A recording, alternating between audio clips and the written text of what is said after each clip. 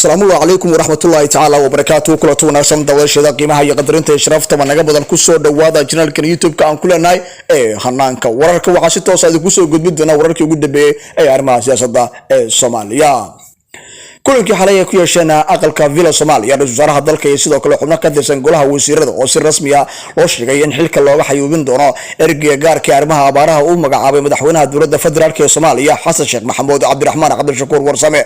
kulamada ay ku yeesheen magaalada Muqdisho caasimada dalka Soomaaliya wasaaraha dalka Xamsi Cabdi Barre iyo sidoo kale xubno ka tirsan golaha wasiirada ayaa looga hadlay isla markaana dib loo dhigay in lagu dhawaaqo wasiirka cusub ee loo magacaabi doono wasaaradda gargaarka iyo maareynta masiibooyinka ee qaranka Soomaaliya. dabka kacay gudaha magaalada Laascaanood ee xarunta gobolka Sool qasaare lixaad la geystay ciidamada ka tirsan ciidanka dowladda dhexe federaalka ee Soomaaliya oo howlgallo weyn oo lagu baacsanayo kooxda al-shabaab ka furiyay deegaanada ka tirsan gobolka Hiiraan.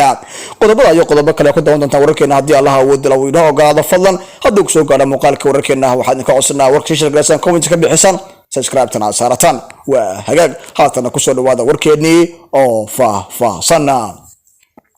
kulamo ay xalay ku yeesheen aqalka Villa Somalia wasaaraha dalka mudane Xamsi Cabdi Barre iyo sidoo kale xubno ka tirsan golaha wasiirada kulankaas oo xalay si rasmi ah loogu miradhalinayay isla markaana looga tashanayay si rasmi ah looga hadlay xaaladda dalka ka jirta gaar ahaan arrimaha abaaraha ee Soomaaliya. wasaaraha dalka mudane Xamsi Cabdi Barre ayaa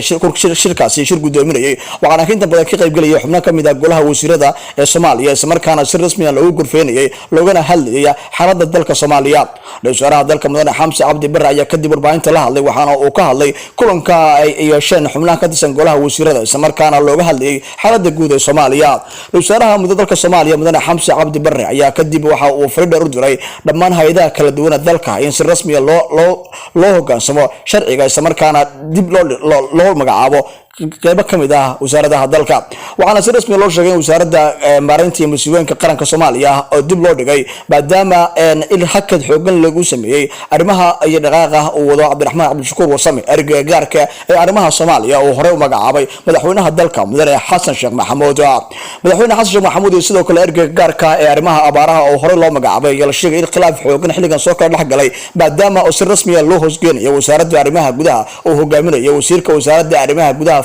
oo si rasmi ah kulankii xalay ka dhacay aqalka Villa Somalia looga tashaday in si rasmi ah loo hoosgeeyo Cabdiraxmaan Cabdishakuur Warsame ergeyga gaarka ee arrimaha abaaraha ee Soomaaliya isla markaana la hoosgeeyo wasaaradda arrimaha gudaha. korhor ayaa Cabdiraxmaan Cabdishakuur waxaa si rasmi ah u magacaabay madaxweynaha dalka mudane Xasan Sheekh Maxamuud isla markaana si rasmi ah u hoostagay xafiiska dalka ugu hooseeya oo madaxweynaha dalka Soomaaliya. madaxweynaha dalka Soomaaliya mudane Xasan Sheekh Maxamuud iyo sidoo kale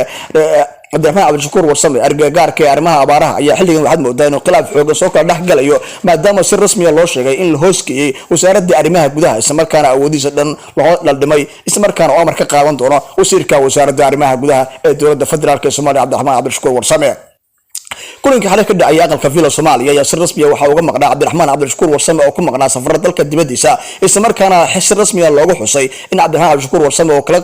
ka qayb galaya aalada Soomka maadaama uu dalka ka maqan yahay. waxaana si rasmi ah loo sheegay in awoodiisa ugu sareysay ay ahayd inuu si rasmi ah u maamuli doono wasaaradda masiibooyinka iyo gargaarka dowladda dhexe federaalka Soomaaliya oo horena aan loogu dirin wasaaradda cusub ee dhawaan ku soo magacaabay Xamsi Cabdi Barre wasaaraha dalka Soomaaliya.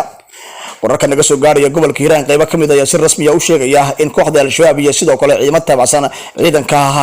ciidamada ka tirsan deegaankaasi iyo sidoo kale ciidamada loo yaqaan macawisada oo dagaal xoogan ku dhaxmaray deegaanada ka tirsan gobolka Hiiraan. gudoomiyaha gobolka Hiiraan Cali Jeyti Cismaan ciidamo fara badan oo hogaaminaya ayaa dagaal xoogan ku dhaxmaray qaybo ka mid ah dalka qaybo ka mid ah gobolka Hiiraan isla markaana deegaano hor leh oo al-shabaab gacanta ay uga dhigeen.